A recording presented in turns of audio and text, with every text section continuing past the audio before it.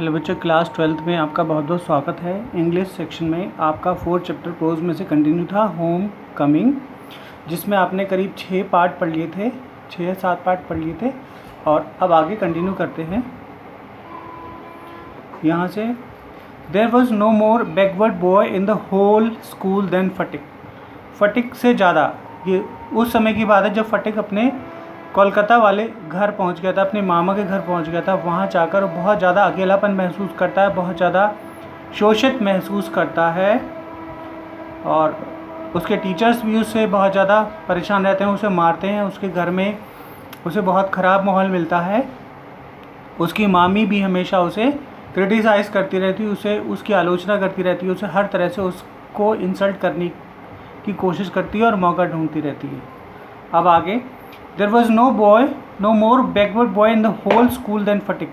फटिक से ज़्यादा पिछड़ा हुआ इस बच्चा नहीं था पूरे स्कूल में फटिक से ज़्यादा पिछड़ा हुआ कोई भी बच्चा नहीं था। He gaped and remained silent when the teacher asked him a question. वह गैप से बैठता था, वह दूरी बनाकर बैठता था, और जब टीचर उससे कोई प्रश्न पूछ लेता था तो वो चुप हो जाता था। And like an overladen ass patiently suffered all the blows that come down on the back. और फिर टीचर उसकी पीठ पर इतने डंडे बरसाता था बिना किसी दया के।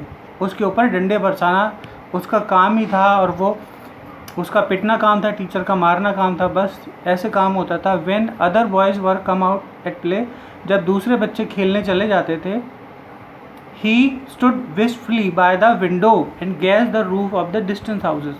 वह खिड़की के बाहर से दूसरे घरों की छतें देखा करता था जिस पे बच्चे खेला करते थे, क्योंकि कोलकाता जैसे कंजेस्टेड सिटी में खेलने के लिए ज़्यादा मैदान नहीं थे, तो ज़्यादातर बच्चे अपनी छतों पर ही खेला करते थे।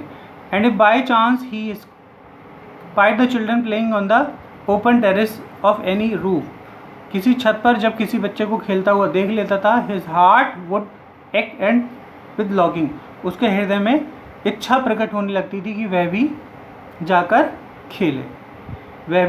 खेले।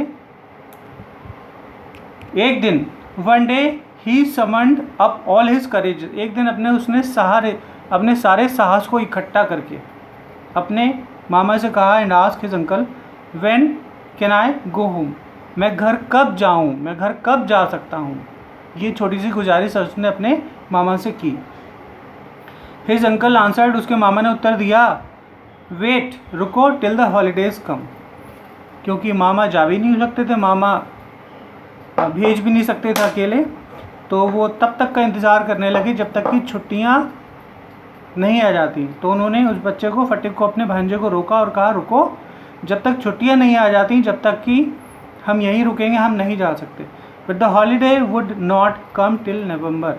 धीरे धीरे करके 1 दिन, 2 दिन, 3 दिन, 1 महीना, 2 महीना, 3 महीना, और इस तरह से नवंबर महीना आ गया, नवंबर माह आ गया, और तब तक छुट्टियां नहीं आई थी।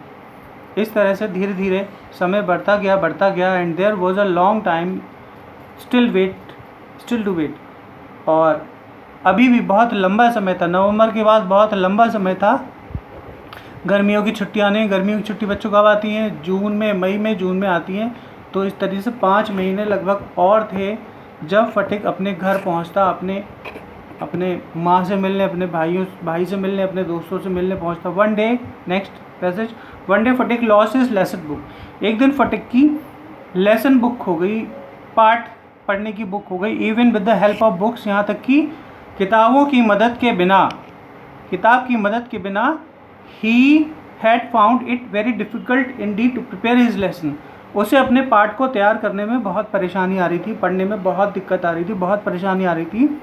नाउ इट वॉज इम्पॉसिबल, अब बहुत असंभव जब हो गया, तो डे आफ्टर डे, हर दिन गुजरने के बाद, एक दिन, दूसरा दिन, तीसरा दिन गुजरने के बाद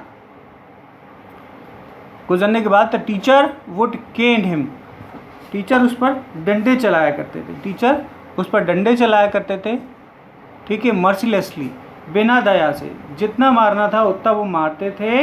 हिज कंडीशन बिकेम सो एब्जेक्टली, उसकी दशा बहुत ख़राब होती गई, measurable, that even his cousin यहाँ तक कि उसके खुद के भाई, खुद के ममेरे भाई उसे चिढ़ाया करते थे, उस पर शर्मिंदा होते थे। एंड दे बिगिन टू जीर एंड इंसल्ट हिम, और वे भी उसका मजाक उड़ाया करते थे, उसकी इंसल्ट किया करते थे।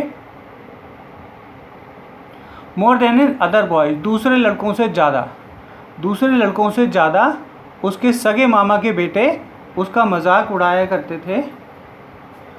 He went to his aunt at last, जब कोई रास्ता नहीं दिखा तो वो अंत में अपनी मामी के पास जाता है, मजबूरी में, बहुत फोर्सफुली जाता है। टोल्ड हर, और उन्हें बता देता है, जिन्हें नहीं बताना चाहिए था उन्हें ही बता देता है, छुपा के भी क्या करता, मामी थी वो। That he had lost his book, अंततः वो ये बता देता है कि मामी मेरी पुस्तक खो गई है। उसकी परेशानियों, बड़ी परेशानियों की शुरुआत यहाँ से हो गई।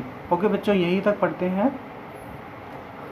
आपको समझ में आया होगा, अच्छे से करते रहिएगा स्टेप टू स्टेप, और कोई दिक्कत महसूस हो तो कमेंट सेक्शन में आप लिख सकते हैं। ओके बच्चों, thank you so much for watching my video. आप अगर मेरे चैनल पर नए हैं तो सब्सक्राइब कर दीजिए, नहीं किया हो तो अच्छी बात है, पास ही बेल आइकन को भी हिट कर दीजिए ताकि नई नई वीडियोस की नोटिफिकेशन आपके फ़ोन पे टाइम टू टाइम पहुंचती रहे। ओके बच्चों, thank you so much again.